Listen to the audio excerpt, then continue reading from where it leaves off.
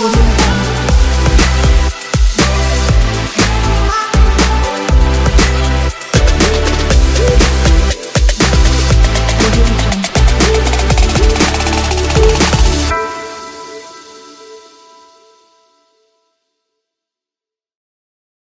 everyone, welcome back with a new lecture with ISO 9001 2015 edition, and now clause number 6, which is planning. Planning is very important for any organization. The first step for each process should be planning. To be able to achieve the highest performance from each process and get the highest quality for your product or your service, you have to start with planning. If you plan well, you will get the required results at the end. And in this edition, they started planning by a new concept, which is actions to address risks and opportunities. Actions to address risks and opportunities is a very important clause added to this edition, because now the organization shall have a risk assessment plan. They shall make risk analysis for all activities inside the organization and try to find any risk that may have a negative effect on the processes or operations or activities inside the organization, and try to eliminate or reduce this risk.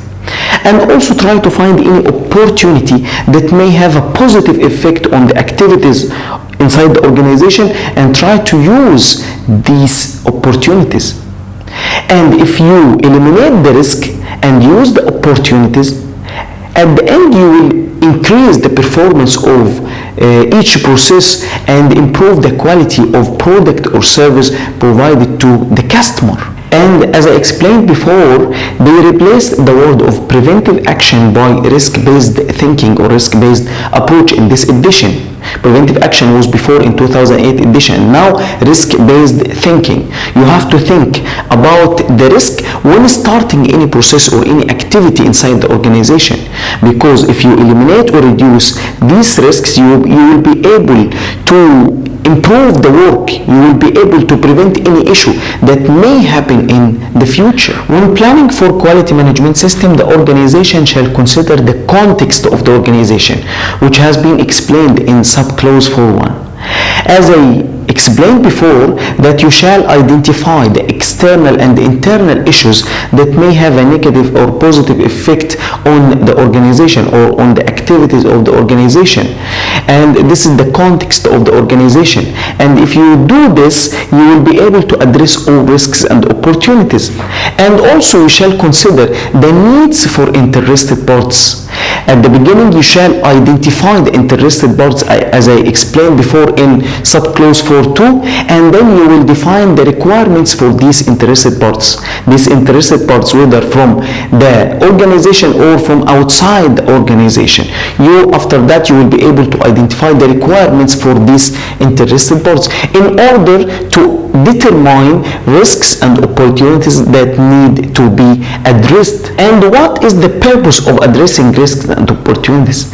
You shall address the risks and opportunities to be able to ensure that quality management system will achieve the intended results, enhance desirable effects, which are opportunities, prevent or reduce undesired impacts, which are risks, and achieve at the end improvement. Because if you define the opportunities that may help or to improve the quality of product or service provided, and if you prevent or reduce undesired impacts, you will be able to achieve improvement and enhance the quality of the product or service provided, and you will ensure at the end that quality management system achieve the intended results. And the second point, the organization shall plan.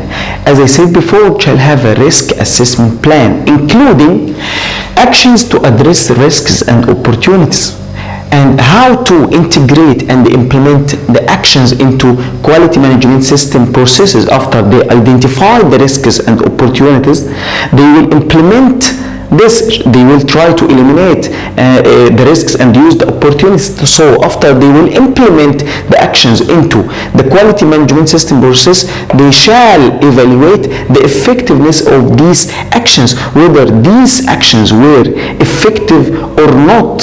it affect to improve the quality of product or service or not. And these actions, very important point, shall be proportionate to the potential impact on the conformity of products or service. You shall identify also the risk grade, whether it's very high or medium or low in the risk register form. And I will keep in the resources also a specific risk register form as an example. You can download this resource. And you should know also the definition of the risk. The risk, as in 9000 2015 edition, is the effect of uncertainty on the objectives. Whatever risk you have inside the organization that will affect on the quality objectives or the objectives of the organization, you shall eliminate or reduce. Any deviation from the quality objectives is a risk. So deviation from the expected objectives, it can be positive or negative. It can be risk or opportunity. So, and can result in opportunity or threats. If it's opportunity, if it's positive, it will lead to opportunity, and if it's negative, it will lead to threats. And you shall identify the consequences from this risk and the likelihood, which is the probability of the risk. And that also I will keep in the risk register form. Risk register form, you shall identify the risk and the grade of the risk and the consequences from this risk and likelihood or probability of the risk, which is the risk grade, and how to eliminate or reduce this risk. I will keep that in the resources. And to know how to apply this clause, you should know these points. These points are spread out through the standard. In clause number 441, the organization required to determine the processes needed to address risks and opportunities. 512, top management need to ensure that risks and opportunities that affect the conformity of product determined and implemented in the quality management system processes. 913, analyzing the information needed to determine if the actions taken were effective or not. 932, management review. In the management review, look at the effectiveness of the action taken. That should be reviewed also, the effectiveness of the actions taken. And 10.2, risks and opportunities should be updated when non-conformity occur. When you find any new non-conformity, you shall update the risks and opportunities. And based on this, how do you apply this clause?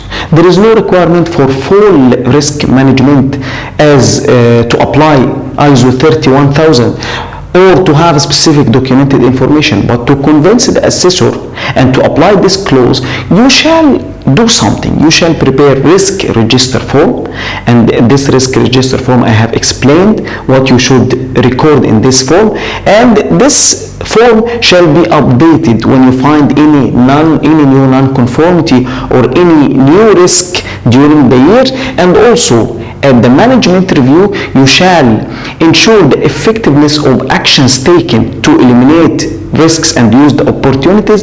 And if you have any new risk or opportunities, also it shall be updated in the risk register form. That was the end of our lecture for today. Let's continue this clause in the next lectures.